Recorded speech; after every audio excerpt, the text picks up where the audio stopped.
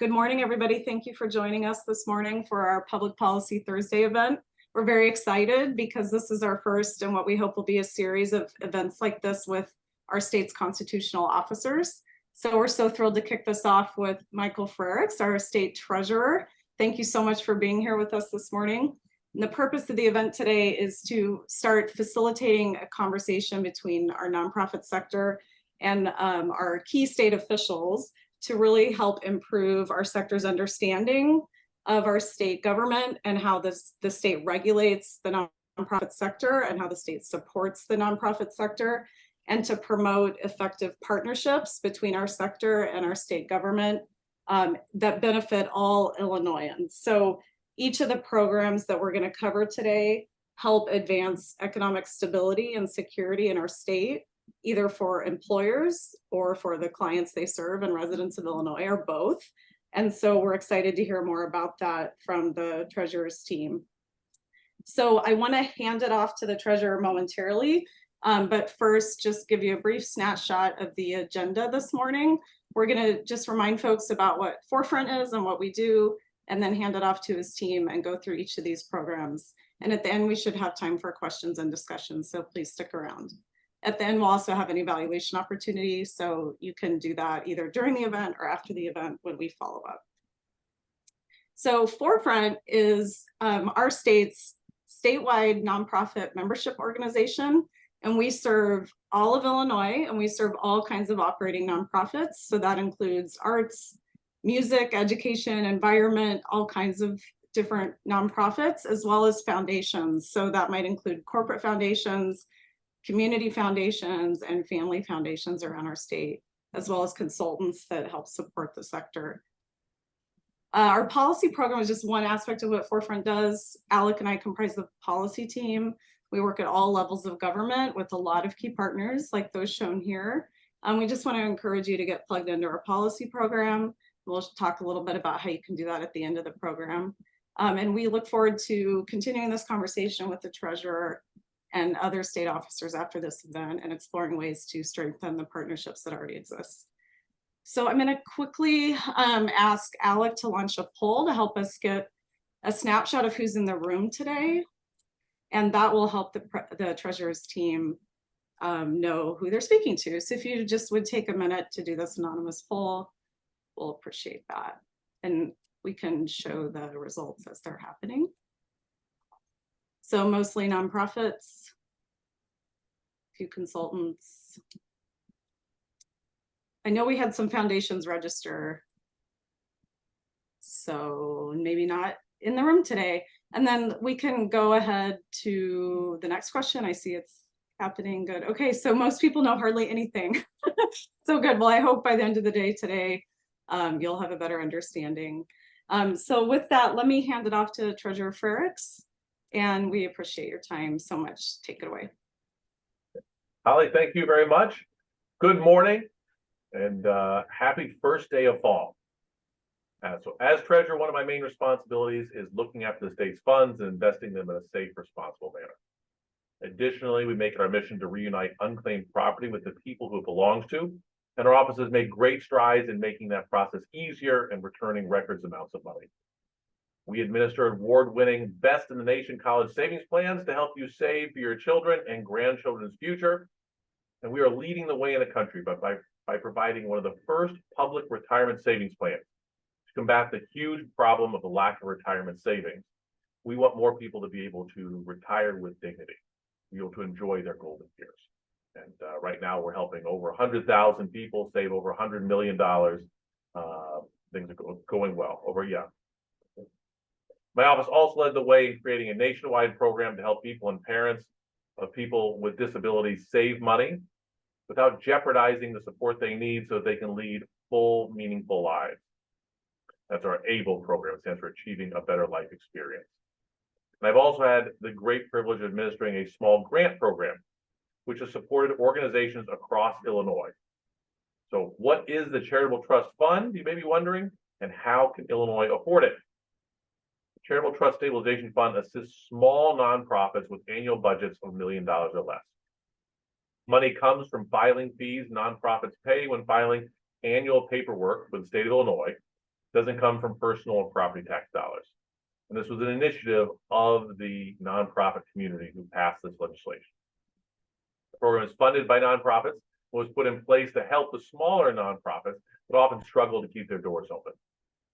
So knowing the financial hardships that so many nonprofits face after the program sat dormant for 10 years, we thought it was a good time to reinstate the program and to do our part to help keep these organizations operating and serving the public. And it's a domino effect. I believe when you invest in people, people invest in themselves, and we all in turn benefit from this. And that's why we're always thrilled to partner with Forefront, because you understand the crucial role nonprofits play in the social fabric of our state. Forefront has helped spread the word about our charitable trust program, and we teamed up to create best practices guide for Illinois nonprofits. We're also lucky to have Forefront's former CFO, Andreessen Brown, serve as one of our longtime committee members. We look forward to continuing our partnership with Forefront and Illinois nonprofit and philanthropic communities. And my staff members, Christine Cheng and Stephanie Cantor and Alex Armour, are with us to share more details about how our programs can help the people you serve. I also want to thank Alec and Holly at Forefront for pulling this event together. Our current charitable trust application window began July 1st. It runs through September 30th. So if you know of smaller nonprofits out there that could benefit from grants up to $20,000 to $25,000, there's still a little bit of time left to apply. You can find our online application and more information on our website at illinoistreasurer.gov. So I have a lot on my plate today. It is a busy day, but the work we do helping nonprofits throughout the state of Illinois is important. The work you do helping coordinate is important, and we find that by working together, we can get a lot more done for our people. And so part of the reason we get that done is we have great employees here in this office, and I'm going to turn this over to them, give you a better idea of some of our programs and how that might be helpful to the people you serve and the people you work with. Great. Thank you so much, Treasurer. Really appreciate that. And thank you for your leadership on this program and for the state of Illinois. I also want to give a big shout out to the co-chair, one of the other, Treasurer Frericks is the co-chair of the Illinois Charitable Trust Committee. And the other co-chair is with us, Erica Spengler-Raz, who is an attorney and has helped us shape this program from the get-go. We're very lucky to have her. So want to share a little bit about the basics of our charitable trust program. Charitable trust is a competitive grant program that helps qualifying nonprofits with annual budgets of $1 million or less that work in 3 general categories: food, housing, and workforce and economic development. The maximum grant size that we offer is $20,000.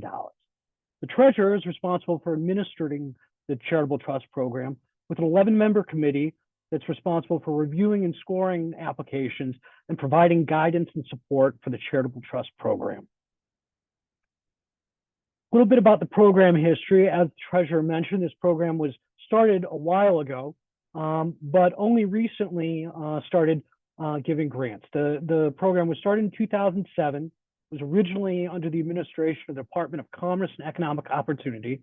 They unfortunately weren't able to get it off the ground. So eventually it was moved over to the treasurer's office under a previous administration. And when we came into office, when Treasurer Frericks came into office in 2015, we were surprised to find that the fund balance was almost $4 million. And to us, that just seemed like a waste because this money is not doing anybody any good sitting in a bank account. The purpose of this is to help nonprofits around the state. So that's what we decided to do. We established a wonderful committee with all sorts of great folks. We'll go over that in a second. And they helped us get this program going. So since we've started the program in 2017, we've awarded over $4 million. And currently the budget, the balance stands at just over $1 million. You might be wondering who can apply for a charitable trust program. Like I said earlier, the organization must have a budget of $1 million or less. The applicant must meet all of our eligibility requirements. They must have a full-time paid employee, and the organization must be in good standing with the Illinois Attorney General's office and the Secretary of State. We ask for current federal documents as well as state documents. And we also ask for, if you're an organization that does not need to file those forms, we will ask for a recent audited financial statement. In this current grant cycle that we're accepting applications until September 30th, we're accepting in 2 categories, housing and workforce and economic development. In our next application cycle, beginning January 1, 2024 and running through March 31st, we'll be accepting applications in the food and housing category. And here's just an overview of our committee. We have an 11-member committee. 5 of those people are appointed by different state government agencies. We have the state treasurer's co-chair as well as designee from the Illinois Attorney General's office, and that is Erica Spangler-Raz. Thank you, Erica. We also have a designee from the Lieutenant Governor's office, from the Department of Commerce and Economic Opportunity, and from the Department of Financial and Professional Regulation. We've also tried to do a really good job of appointing people from around the state, people who have a background in philanthropy and not-for-profits, like the treasurer mentioned, Andreessen Brown, former CFO of Forefront, now with the Spencer Foundation. Joan Dixon, formerly with the East Central Illinois Community Foundation. Patricia Mota is the executive director and CEO of the Hispanic Alliance for Career Enhancement. Dale Morrissey is a retired executive director of an organization, Champaign, that worked with developmentally disabled adults. Butch Trusty is also involved in private philanthropy with an organization called the Bridgespan Group. And we're also honored to have the Honorable Sheila Simon, former Lieutenant Governor, current law professor at Southern Illinois University in Carbondale. And the committee helps us by establishing the guide rails and taking time out of their busy schedules to score each one of the applications that qualifies for our process. And here's just a little bit of a sampling of the awards. We've given out over 200 awards to about 180 some organizations around the state, 50 some municipalities, 30 some counties. So we try to do a really good job of spreading the word and making sure people around the state know about this program and know about this opportunity. Again, we are currently accepting applications until September 30th, and our next application period will run from January 1st to March 31st, and we'll focus on food and housing programs. And that's it for Charitable Trust, and I'm happy to answer more questions at the end of the presentation. I'm just going to go ahead and turn it over to my colleague, Christine Shang. Thank you, Christine. All right. Good morning, everyone. Hope you're all doing well. What I'm going to share with you over the next few minutes is a little bit more about a relatively new state law that impacts smaller businesses and relates to providing their employees with access to retirement savings options at work. So to get things started, I want to give you a little bit of an overview of why our state decided to take action in terms of, really making a push to have an increase in access for workers to an easy way to save for retirement. And so what we would start with here is really looking at the current state of retirement savings in our state, in our country. And what becomes apparent very quickly is that our state, our nation, is facing a looming retirement savings crisis, wherein too many people have too little saved for their retirement. This is an issue, of course, on multiple levels. For an individual worker, it's certainly a poor outcome for them to reach the end of their working career with not enough finances to subsist on. On a higher kind of fiscal macro level, this becomes a huge issue for the state of Illinois and for taxpayers. So to give a little bit more stats on this, nearly half of working age families have nothing at all saved formally in their retirement accounts. For that macro level impact, Illinois alone is projected to face $8.8 billion in costs over a 20-year period due to this lack of retirement savings sufficiency, because more retirees will rely more heavily on public assistance programs. Now, it's not all bad news. There is certainly a way to help increase the likelihood that somebody can save for retirement. AARP has shown that workers are 15 times more likely to save for retirement if they can do so at work through payroll deduction. At the same time, we know that 40% of our private sector workers here in the state don't have access to a workplace retirement savings option. And if we dig in a little bit deeper about which segments of our worker population lack access to a workplace retirement savings vehicle, this population is disproportionately workers at small businesses, workers with lower wages, workers of color, and female workers. So this is absolutely an equity issue as well as it is a fiscal one. Now, related to the actual state law that I referenced earlier, what exactly is it? So the state law is the Illinois Secure Choice Savings Program Act. And what that law says is that certain employers, and we'll discuss which ones, need to either sponsor their own qualified retirement plan or facilitate employee participation in the Illinois Secure Choice Retirement Savings Program. Again, really trying to capitalize on the ease that people get with saving for retirement if they can do so at work. To talk about which exact entities are covered by this state law, it is any non-governmental private sector or nonprofit organization that, number one, does not already sponsor its own qualified retirement plan. Number two, has been in operations for at least 2 years. And number three, had at least 5 Illinois employees in every quarter of the previous calendar year. There is a note here. What is the employee count based on? It's based on quarterly withholding income tax returns that the employer is submitting to the Illinois Department of Revenue. This is specifically Form IL-941. In terms of employees who are eligible to participate in Illinois Secure Choice, again, a set of 3 criteria here. Number one, the worker needs to have wages that are allocable to Illinois, so it does not matter their state of residence. Obviously, we border a number of other states, and we have people from other states who work here. Number two, the employee needs to be at least age 18.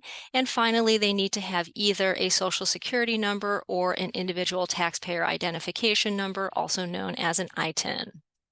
So to dig in a little bit further about what the Illinois Secure Choice Retirement Savings Program is, of course, as you heard, this is a program that was created as part of the state law we just discussed, and it's meant to be a simple and easy way for Illinois workers to set aside some money for their future.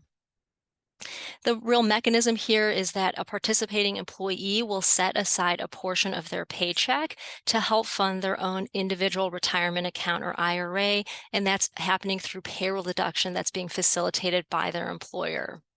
The program is overseen by a 7-member public board chaired by the state treasurer and is administered by a private sector financial services firm known as Ascensus.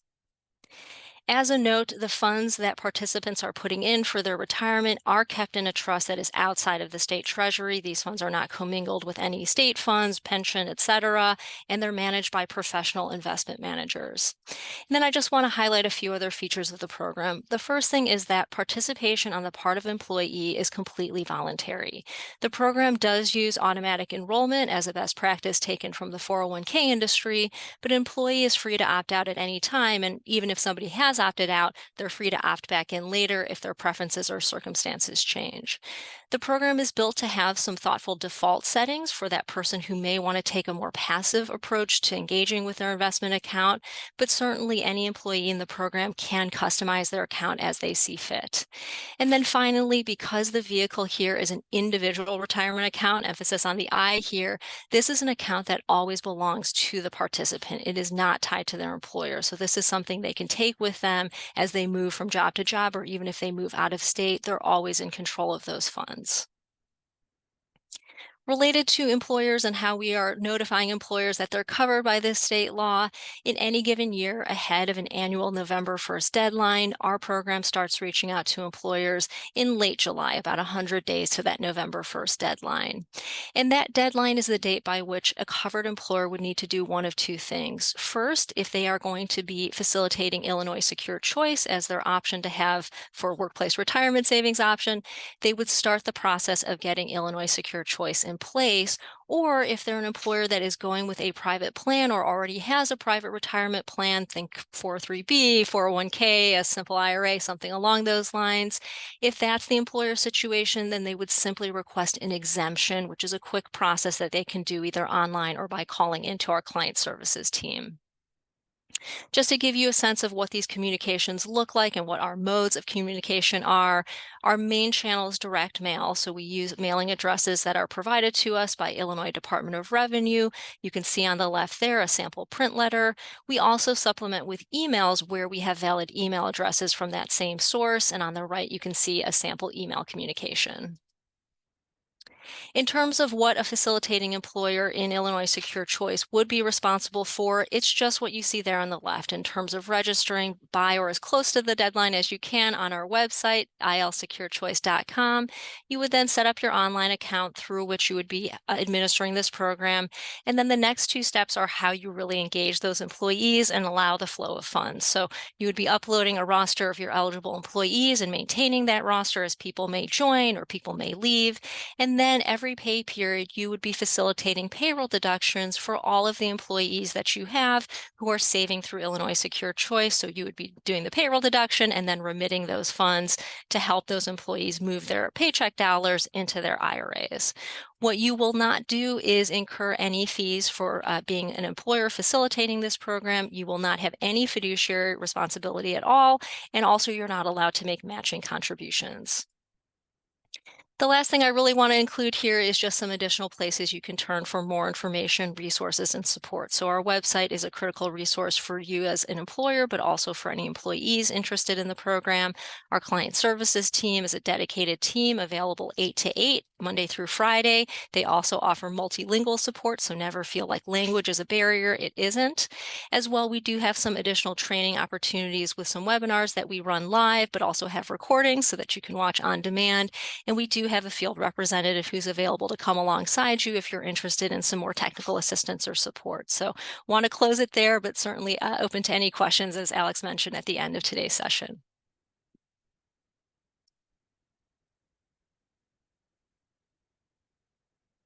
And I believe Stephanie is up next.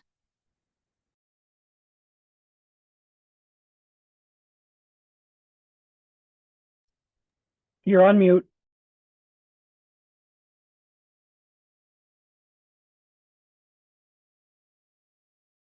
Sorry about that. I couldn't find my unmute button. My name is Stephanie. I am with the Treasurer's Office ABLE program here in Illinois. It's called Illinois ABLE. What is ABLE? So ABLE means Achieving a Better Life Experience.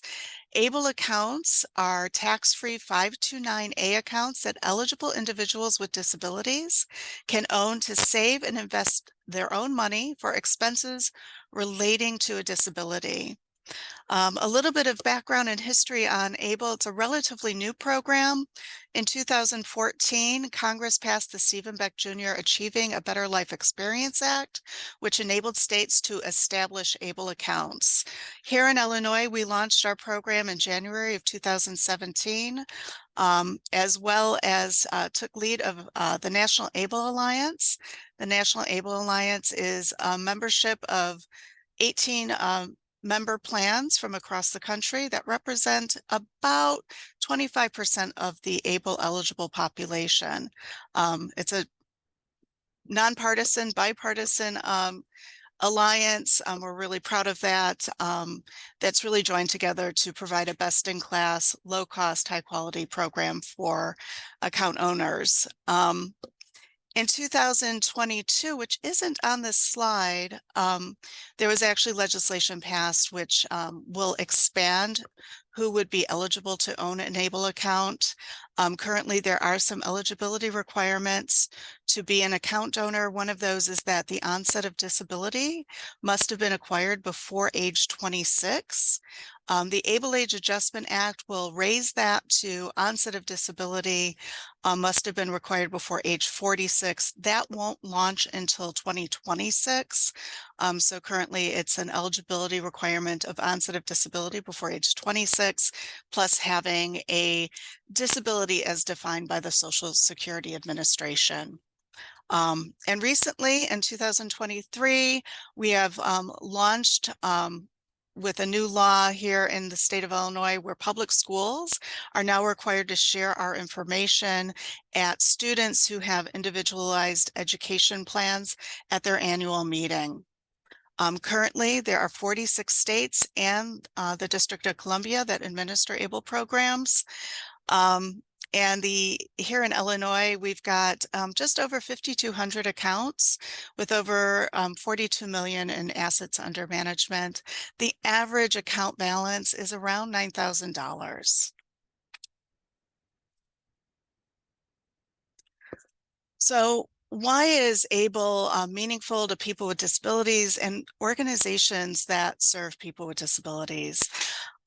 This is a quote we often include in our presentations. It's from the Americans with Disabilities Act, to assure equality of opportunity, full participation, independent living, and economic self-sufficiency by and for people with disabilities.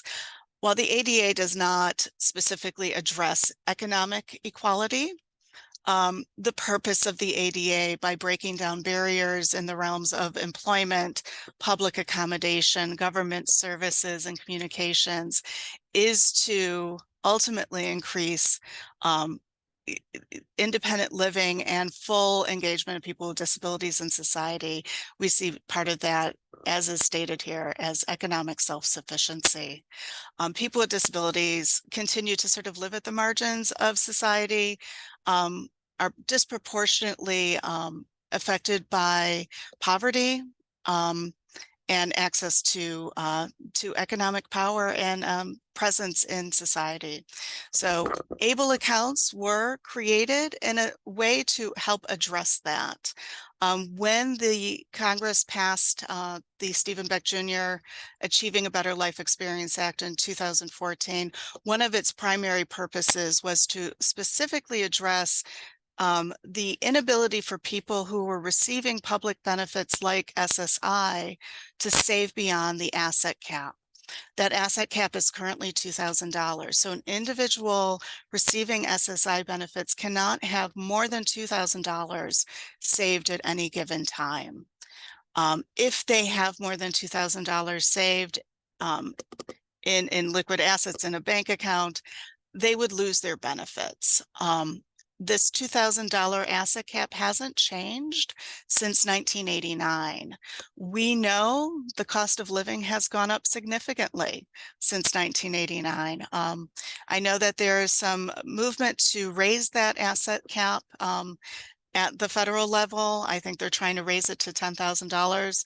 It's long overdue, but being able to give people the ability to save, regardless of what the asset cap is, was really sort of what drove the legislation and the creation of these ABLE accounts. So ABLE accounts allow people to stop worrying about benefits asset caps.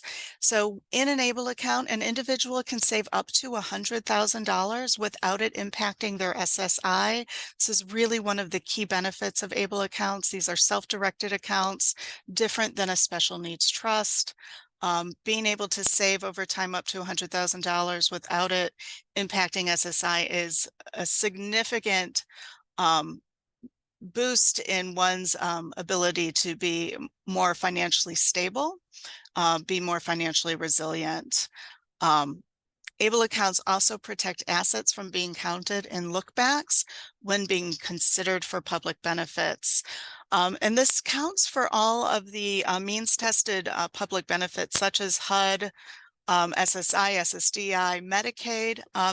There's actually no asset cap.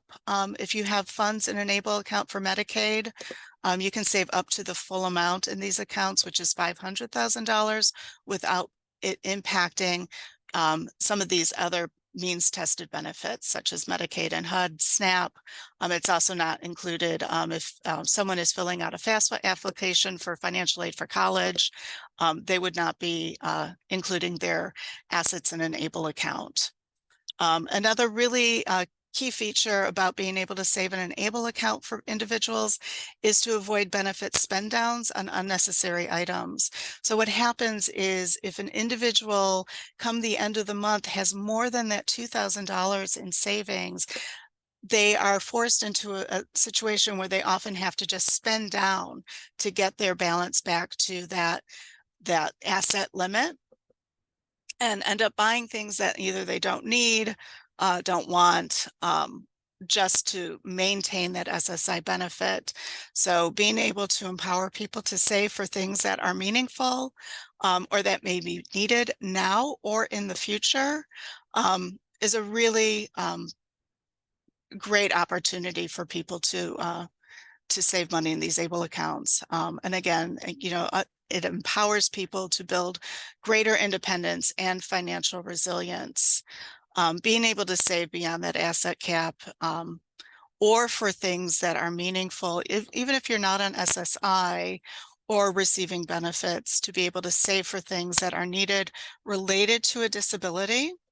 And what qualifies as an expense for funds in an ABLE account is very broadly defined. It can include things like education, assistive technology, accommodations, public personal support, legal support, job training, transportation, and it could even be inclusive of things as everyday as groceries and rent.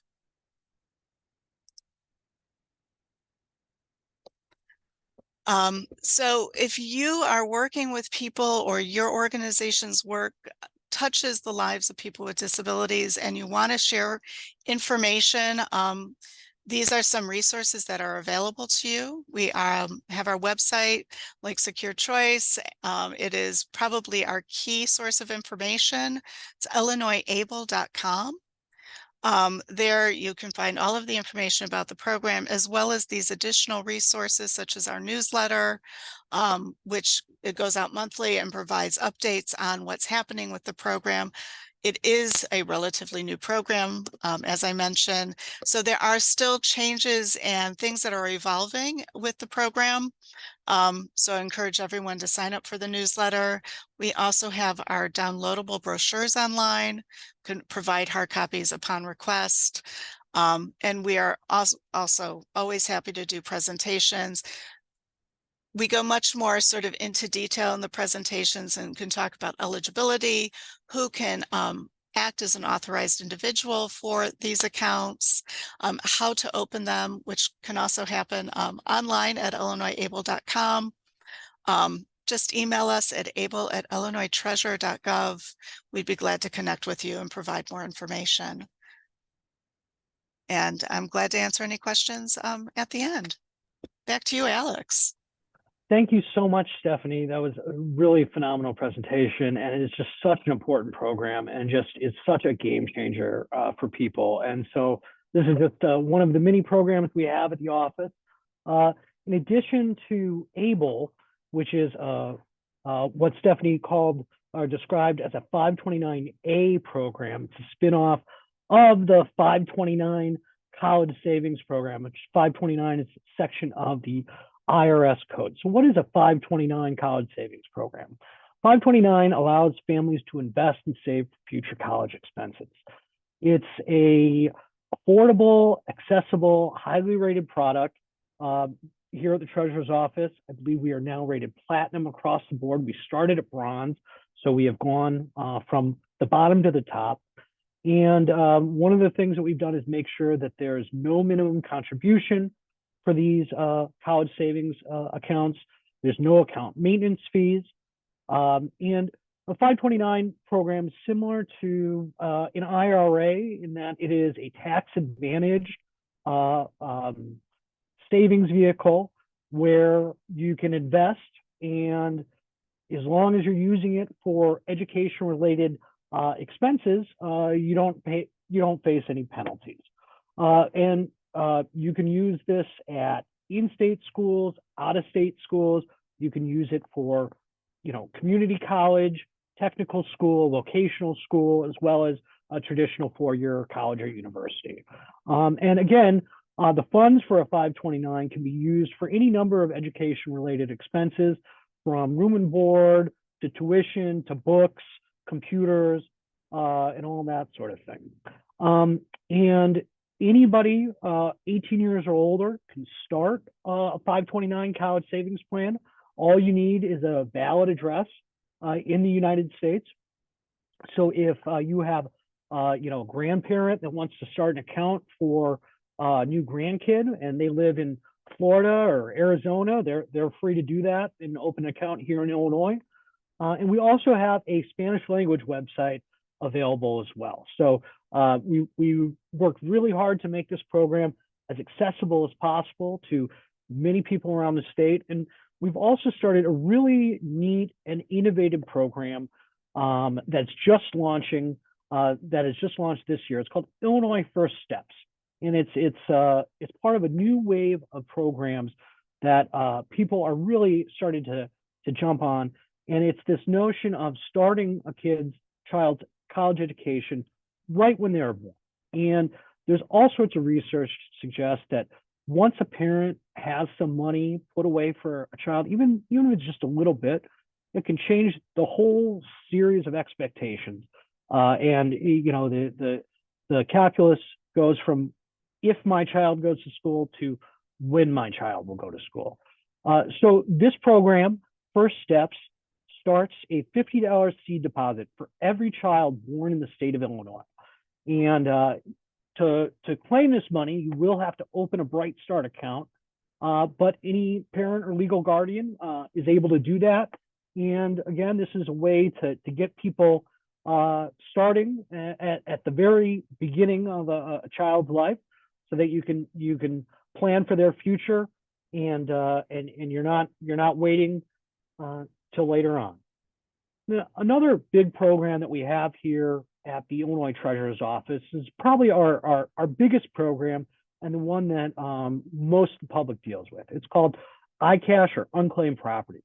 And the Treasurer's Office, traditionally the guardian of unclaimed property. In the past, that was typically things like safety deposit boxes that were no longer paid. The bank wouldn't be able to hold on to that and would hand it over to the state. Now it's mostly electronic transactions, rebates from a cell phone company or an energy company. But 1 in 4 people, 1 in 4 adults in the state of Illinois have some form of unclaimed property. And I really encourage people, when they get off this seminar, to go to our iCash website. It's right there, icash.illinoistreasure.gov. Look up your name, look up the name of your family members or any other organizations that you're involved with. Because a few times a year, we'll come across a case where somebody is able to claim thousands or tens of thousands of dollars that they had no idea was sitting there in their name. So I don't know about you, but I did not win the Powerball last night. But you might have some unclaimed property to win back. So we've also made a lot of improvements to this program. You no longer have to include written paperwork. We can do a lot of this stuff online for unclaimed property under a certain amount of money. I believe it's under $200. And we do a lot of paperless claims, and any document that doesn't require a signature or notary can now be uploaded. So that's something we've done here at the Treasurer's Office to make this program a little more accessible for people in the state of Illinois. Okay, and I think that is about it for iCash, and just really want to thank Holly and Alec for putting this together. And I know Stephanie and Christine and myself are available to take any questions. Thank you. Yes, that was really helpful. And I'll just offer a personal endorsement of the state's Bright Start program, which we use for our son. He's 11, so we have some work to do still, but we have it going, and it's been a great program. And I also would say we were able to get at least $40 from iCash for my husband from some sort of weird thing. So it really is amazing. It works. So those of you out there that are looking for small ways to help maybe your employees or the clients that you work with, just get an extra shot in the arm. Some of these programs are a really helpful way to improve economic security in our state. So thank you so much. There's an evaluation form in chat. And if you can't access chat, you can also go to menti.com and enter this code and submit that. The code will only work today. but the evaluation form will stay online and we'll send it via email as well. So with that, I want to just quickly take a couple questions from the panel, and then we'll wrap up and maybe do so early, which is never a bad thing. So that was a lot of content. We appreciate how well prepared you were and organized. So thank you so much to the entire team. So first, I want to ask just like a general question to anyone on the panel or all of you, and that is, how can people in this room and how can people in our sector work with your office to make sure that the people that need these resources the most get the information they need, especially because so many of them are new and kind of emerging and growing programs? Like what can Forefront do to help? Like how can we help you get the word out and reach folks? So we have our information that we'll share at the end of this presentation. We are all available to take your questions, and we have lots of staff that can go out and staff events and be all sorts of places around the state. But generally, we are here to serve the public, and we're here to serve the nonprofit community as best we can. So we encourage everybody to get in touch with us. Yeah, so some of the people here probably operate with statewide networks. And so would you be willing and able to do similar presentations for some of our partners that serve the whole state and more niche areas? We love that. Great. And what's the best way to contact you to make those kind of requests? Email. Email? Okay. Thank you. If any of you are willing to share your email in chat, go ahead and do that for your programs, and that would be wonderful. A couple questions for Alex about the Charitable Trust Program. Can you comment on how folks in that applicant pool do or do not have to use the state's GATA system? And then also explain any like key grant writing tips you might have based on what you've seen in terms of how to write a strong application? Sure, absolutely. So the good news is that because these grants are under $25,000, GATA does not apply. So that really makes this process a lot easier for the grantee in terms of reporting. We do have, obvious reporting requirements. They are nowhere near as stringent and as complicated and involved as the GATA requirements are. Encourage people to apply. And then in terms of tips for applicants, always encourage people to be as succinct as possible. Always encourage people to make sure that your documents are well labeled and well formatted so that people looking at your attachments don't have to rotate and zoom in and whatnot. And just to keep it as grounded in terms of the work that your organization is doing. We always want to hear, the positive stories in terms of anecdotes. More importantly, we always want to see some good data that we know that an organization is keeping good track of the work that they're doing and have a strong story of success that they can share with the committee.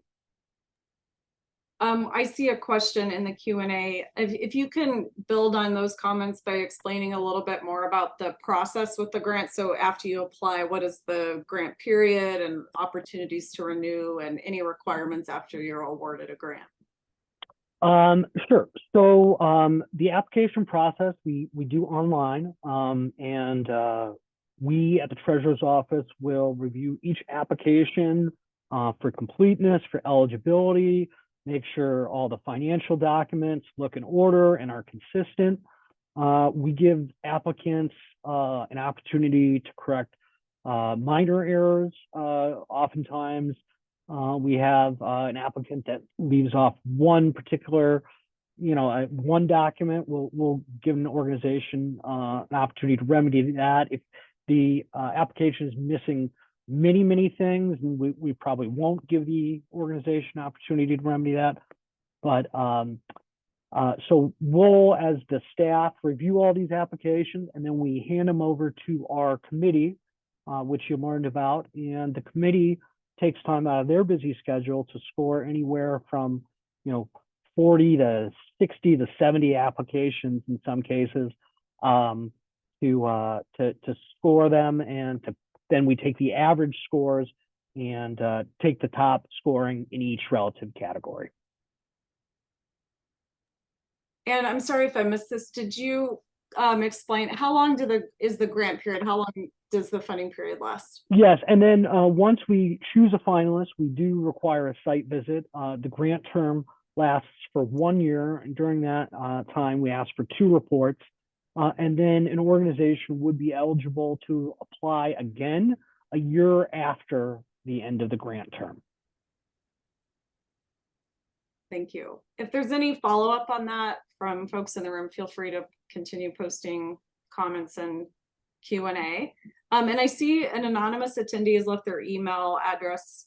I'm not sure if you had a question or needed follow-up on something, so if you could clarify with a further comment, that'd be helpful.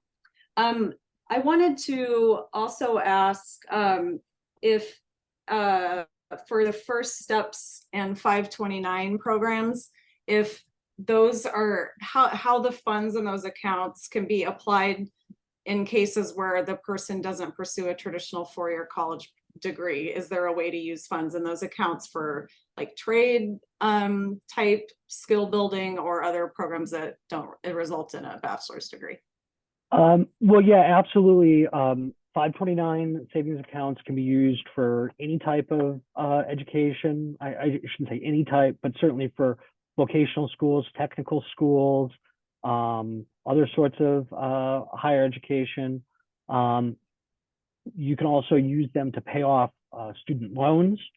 And I know in this kind of area, there has been some discussion about making these 529 programs or creating a similar type of savings vehicle that when a person turns 18, they would have funds not just for college, but potentially to buy a home or to start a business.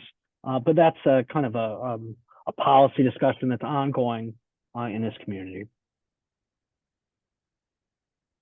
Those are conversations we'd be interested in participating in to bring the nonprofit perspective. So if there are opportunities, be sure to let us know. I want to pause and see if any panelists or Alec with a C have any questions they'd like to pose or just offer a further comment on any of your prior content. And if not, then we'll try to wrap up shortly.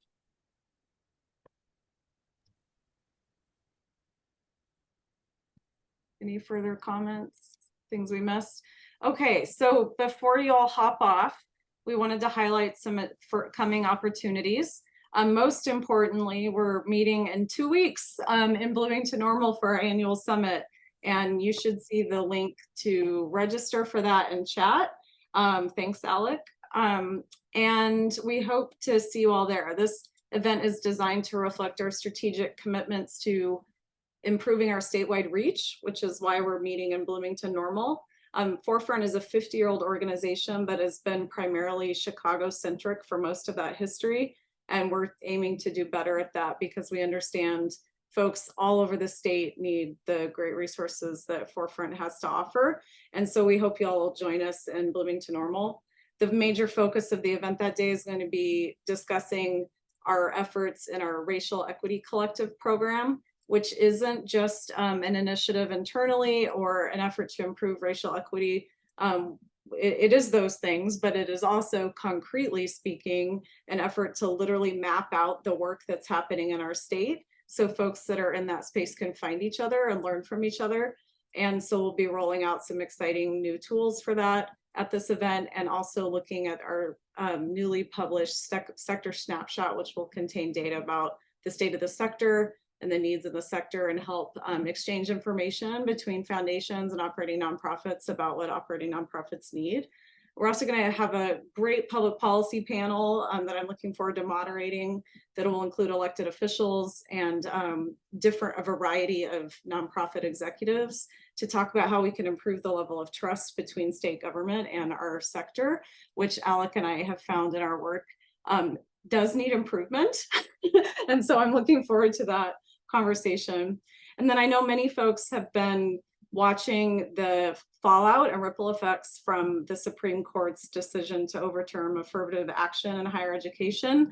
We're watching that for implications on our sector in terms of how that might impact grant making that is race conscious or race exclusive.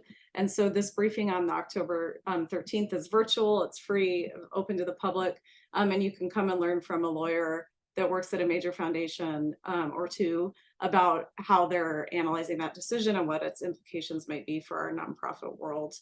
And there's some other opportunities coming up that we hope you all engage in. And the links are here on the slide and also in chat.